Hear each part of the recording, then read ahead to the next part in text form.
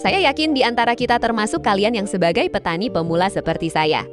Pasti pernah berpikir bagaimana caranya untuk menanam buah labu seperti ini. Pertama-tama siapkan buah labu yang sudah matang di pohonnya seperti ini. Ini adalah buah labu yang sudah tua. Dan usahakan pilih bibit yang ketika tumbuh tunas sedikit.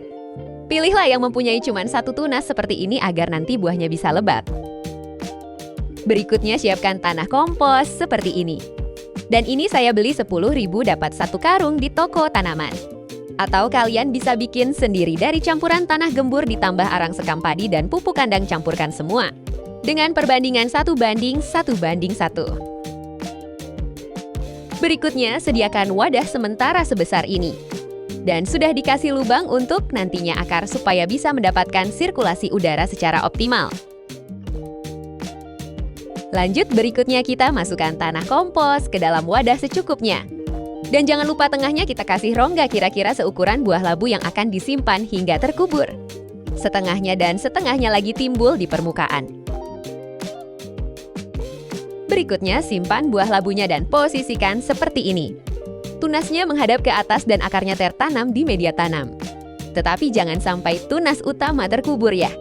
Karena itu akan mengakibatkan membusuknya tunas batang utama. Dan ini adalah cara saya menanam bibit buah labu sebelum dipindah ke media tanam yang lebih besar atau dipindah ke tanah kebun.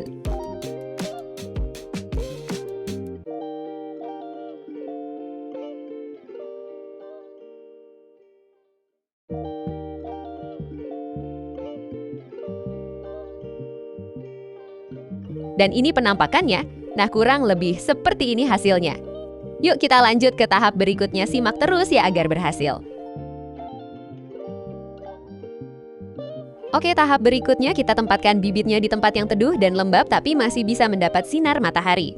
Saya sendiri memilih di kamar mandi yang atapnya menggunakan asbes dari fiber, jadi masih bisa mendapat sinar matahari dan kelembabannya terjaga. Nah, proses pembibitan yang saya lakukan di media tanam sementara ini berlangsung selama 5-7 hari atau sampai kira-kira batangnya tumbuh kisaran 50 cm. Berikutnya jangan lupa kita siram sampai media tanamnya benar-benar lembab. Tapi ingat ya, jangan sampai airnya menggenang di permukaan karena akan mengakibatkan pembusukan pada batang, jadi siramlah ketika media tanamnya sudah terlihat kering. Mungkin kalian bertanya, Kak, kenapa kok harus disimpan di kamar mandi dan di media tanam kecil seperti itu? Nggak langsung di tanah kebun saja, ya?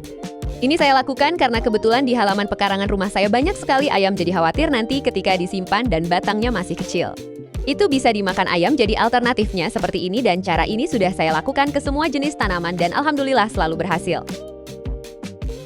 Oke, selanjutnya saya akan update terus perkembangannya. Setelah 5 hari nanti saya akan vlogkan lagi prosesnya sampai teman-teman semua bisa berhasil juga mencobanya. Jadi alangkah baiknya subscribe dulu channelnya agar tidak ketinggalan informasi berikutnya.